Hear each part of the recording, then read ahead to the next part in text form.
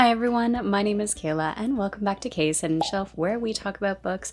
I have a guest with me today and this is Mo, short for Momo because he looks like Momo from Avatar: The Last Airbender and he is the most cuddly little thing ever. We were looking to bring another pet into our home to try and have a friend for our son and we ended up finding Momo. So say hello to Momo. He will potentially leave or stay, depending. And yeah, let's dive into today's video. Oh, okay. You want out? All right, so for today's video, we're going to be looking at my top 3 reads of 2025 so far. The year is not done yet, but I wanted to do a little check-in, especially as I more do these lists in terms of what books have been most memorable for me over the course of time. And rather than just picking favorites, it was really hard to pick and narrow it down to 3 because out of the 20 books that I've read so far this year, 10 of them have been 5-star reads, so this was really hard to pick. I did narrow it down to 3. They are in no particular order, so let's just go ahead and dive in. The first one that I have here is The Words of Kings and Prophets by Shauna Lawless. This is book 2 in the Gale Song series. The reason I have book 2 and not book 1 is because book 2 just it was an incredible experience. It took everything that I loved from book 1 and just dialed it up. It dialed it up to 10, 20. I don't care what the number is. It dialed it up quite a lot. There were so many moments in this that were memorable, but I think a lot of it also has to do with characters I had perceptions of in book 1, for example. Let's say I liked or disliked a certain character or thought their motivations were one thing rather than another.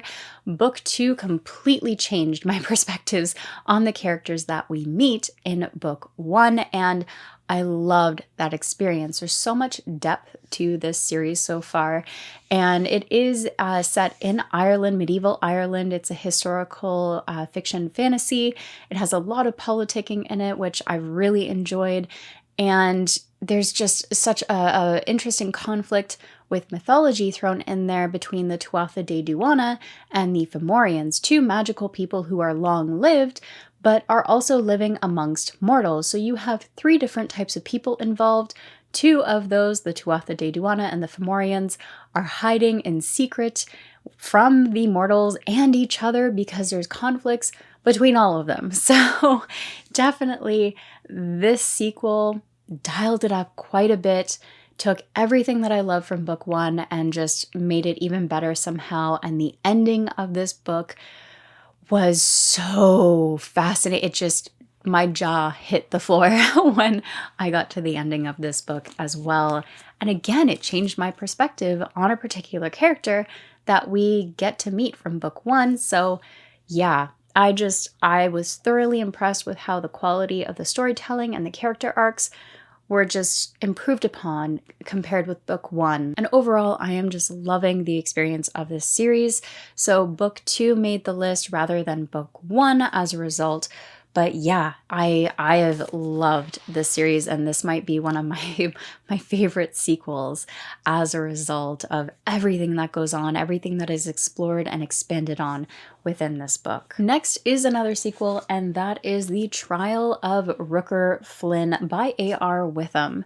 This has been a series I was eagerly anticipating. I loved The Legend of Black Jack, and the author decided to write a trilogy based on one of the side characters from The Legend of Black Jack, known as Rooker Flynn, who is a hot-headed pirate, basically lives on his own rules, does what he wants, and is very much a loner as a result, trusts nobody, and relies on nobody because of his upbringing and just attitude in general, being a pirate as he is. For an idea of the story setting here, the first book, The Crimes of Rooker Flynn, starts off with Rooker himself essentially being caught in the act of re-stealing his own ship, the Venture Brigand, and he is sent to a correctional academy, if you will. He is sent to a supposed magic school that is supposed to reintegrate and teach students to be better and reintegrate into society, hopefully. It's the best way I can describe it. There are 3 rules within this academy, and I'm probably not going to be able to paraphrase them, so let me grab the first book. The rules of this academy include obey your betters, gather at sunrise, be inside by sundown. Those are the only 3 rules at the Locke Institute, where Rooker is sent. There is another POV that we do get in the series, and this is the POV of a younger boy from our own world. This is a portal fantasy. He ends up in a circumstance where he is portaled into the world of Keymark, where Rooker Flynn lives, and this institute exists, and he finds himself in the institute. And both he and Rooker, throughout the series so far, are trying to find a way out of the institute. So why did I put book 2 on this list? Well, I read The Crimes of Rooker Flynn last year, but I will say the sequel just delves so further into the story and the characters. I am a character reader. I love my characters. And to have the author not only give us Rooker and Jack's perspectives throughout this entire experience, but to also make me care just as much about these side characters, sometimes more. I cared more about the side characters sometimes than what the main characters were going through. And that just has its own special magic to it that makes me really appreciate how much time and skill and effort went into writing the sequel. So that is a big part of it, but also these circumstances. These stakes get higher. There are horror elements to this, and I'm going to say mild horror elements because I am very easily scared, so very mild. But there are definitely some brutal scenes in there. The stakes get raised, and the bonds and relationships and how they develop, dealing with betrayals, reconciliation, and self-discovery and self-growth. All of these elements are woven into this story that essentially I could not put this book down. It's incredibly binge-worthy, and it kept me glued to the pages because every chapter I thought I could put this down, I was wrong. These stakes just continued to get higher. The circumstances became more tense, and relationships became more tense as well, which, again, a character reader, I just adored the individual characters' arcs as well as their own relationships and how all of that was navigated within these terrible circumstances that the characters find themselves in. Another reason this made the list is due to the head mistress, Gerba Whipmarples. She runs the Locke Institute and clearly has some ulterior motives, but this head mistress could rival this lady any day. She is just, she's a piece of work, and I just am so intrigued by her character while hating her at the same time. It's one of those experiences where I think any reader who picks up this book will have a similar feeling about Gerba Whipmarples, but yeah, it's thoroughly interesting to see a little bit of her perspective within the story, as we do, I believe, get some POV from her in this sequel as well. But all of this blended together beautifully made for an intriguing, a captivating, a gripping read, and one that I did not want to put down. And now book 3 is coming out soon, and I am so excited for the conclusion of this trilogy because that title, I don't know what's going to happen, but I need to know. One final reason this is on the list is because there are scenes, there are moments in this book that have lived rent-free in my brain for months, and I just they're stuck there. I don't know that they'll ever leave, so it has absolutely been an incredibly memorable read, and for that reason has made this list. Highly recommend it if you love a little bit of portal fantasy, dark fantasy as well, and just great character work. I can't recommend this enough. Last but not least is Dance With Me by Livia J. Elliott, which is a novella around 150 pages and a dark fairy tale fantasy. It follows a ceramic ballerina named Lyra who basically is created by her elven owners and placed on their bookshelf to entertain them whenever they choose. So the world setting on its own is already intriguing because we have this tiny ceramic ballerina living on a bookshelf. Her world is the shelf and all of the oddities and other characters that are found within the shelves themselves. The world is fascinating. The side characters are intriguing. They have their own stories. But what really makes this story is that it is essentially a masterclass in emotional storytelling. If you love emotional stories and emotional explorations of the human experience, I cannot recommend this enough. This is a short but powerful read. Ultimately, this is a tale of life, pain, and everything in between, and gives voice to the broken while offering a balm to the heart.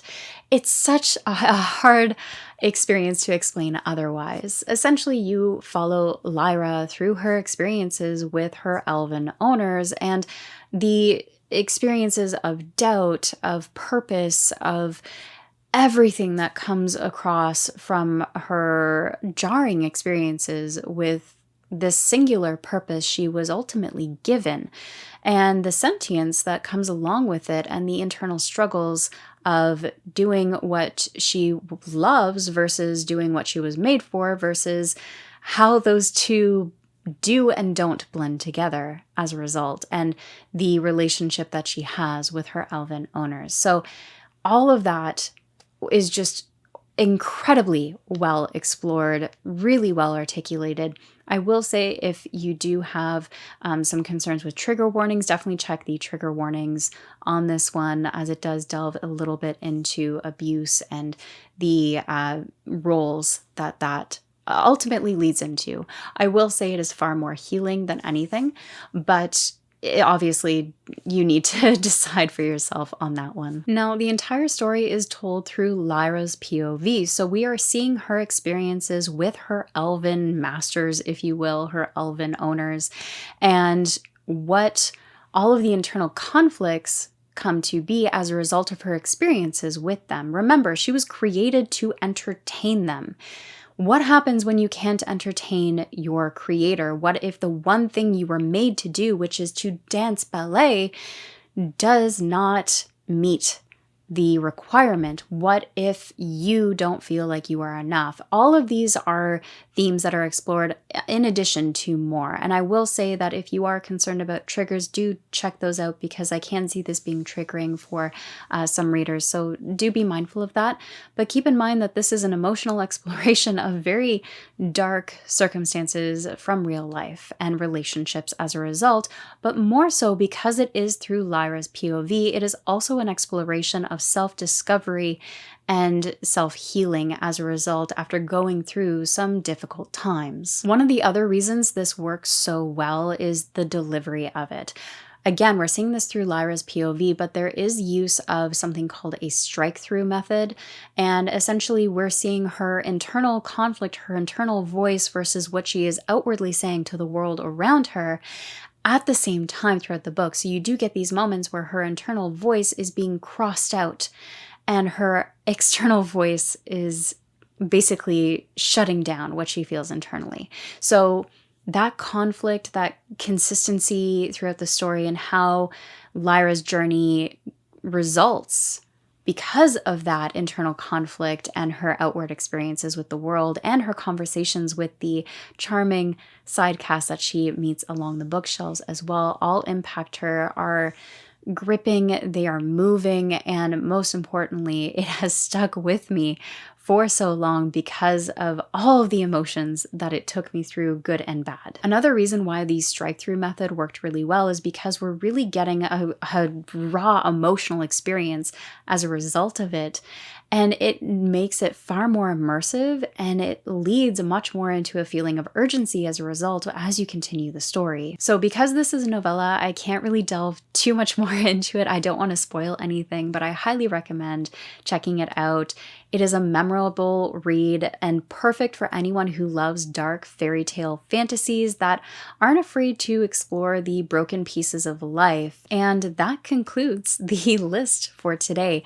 That is my current top 3 reads of 2025 so far, because we still have a ways to go in the year. I would love to know, though, what books have made it to the top of your list of the year so far. Please leave your comments below. Have any of these piqued your curiosity, or have you read them already? Again, leave your comments below. I would love to hear from you. As always, thank you so much for watching, and take care of yourselves.